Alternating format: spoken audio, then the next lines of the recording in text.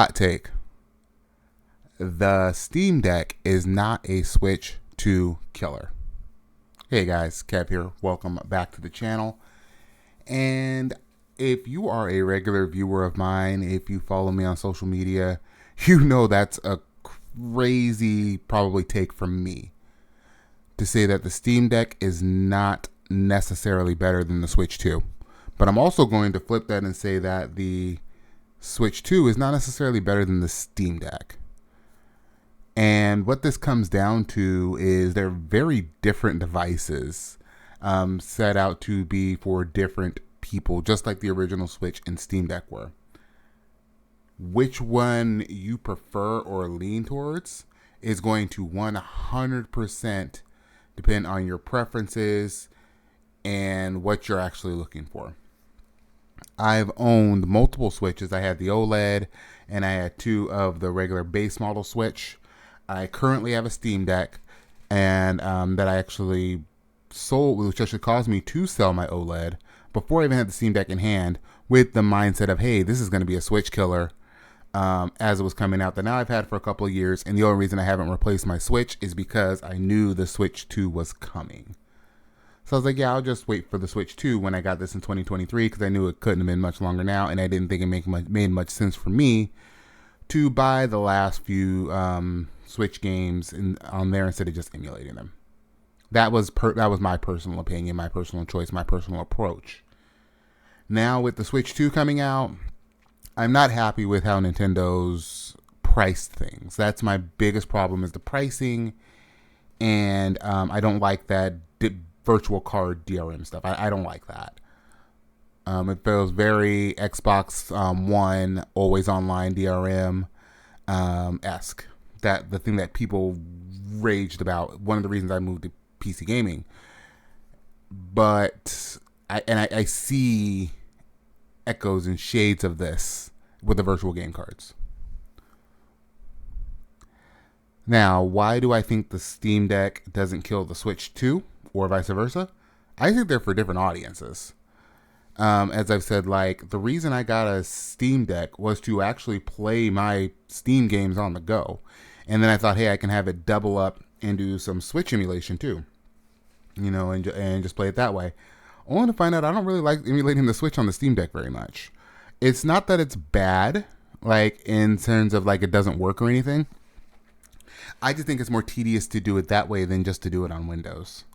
And so if I want to emulate Switch, I just do it on Windows. The games run better. I can do more with them. It offers more flexibility than I can on the Steam Deck, just due to the limitations of the Steam Deck itself in terms of hardware. However, I still love the Steam Deck.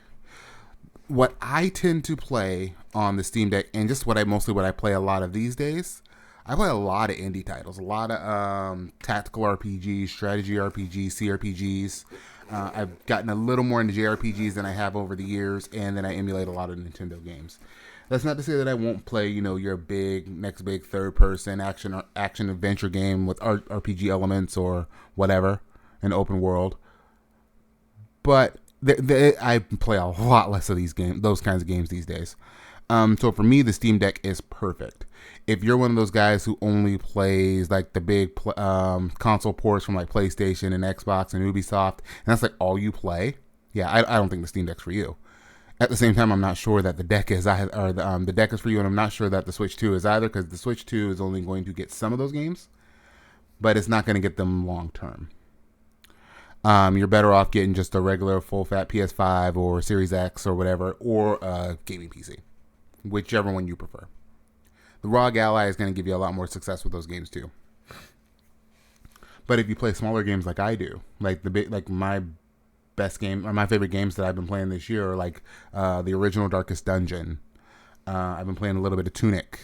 I've been playing a game called Fights in Tight Spaces. I did a video for that. I'll put the card up somewhere around here, but I did a video for that recently. Those are the games I've been playing. They're not very demanding. They run beautifully on the Steam Deck. I still do dabble in VR, but not as much as I was before. I've just haven't been playing a lot of VR as of late. There hasn't been a lot that's called to me that's made me want to put down these RPGs. So for me, The deck has been great. Would I, again, if I didn't sell my Switch 2... try that again. If I didn't sell my original Switch before I even got the deck in hand, thinking that the deck was going to replace it, I'd probably still have it because I really liked the Switch OLED, just like I really like the Steam Deck. But it would definitely just be a Nintendo exclusive device. Even though I do prefer PC emulation, and that's if I kept the OLED. But as it stands now, yeah, they're different. They're two different devices, and I wish people would try to focus on and celebrate, the great things about each of these devices. And I know there's a lot of negativity, and I have a lot of negative opinions about the Switch 2 as well. But my negative opinions, again, are all about pricing. It's all about prices, all about DRM, not about like, hey, the games that are coming to the device or the performance of the device, which I want to see more about the performance. I'm fine with the price of the console. I just don't like the price of the games. Versus the deck, where you don't have, for the games that I'm playing, you don't have a lot of heavy-handed DRM. You don't have, $70, $80 games for the most part. You can buy those games, but the kinds of games I'm playing are like $10, $20.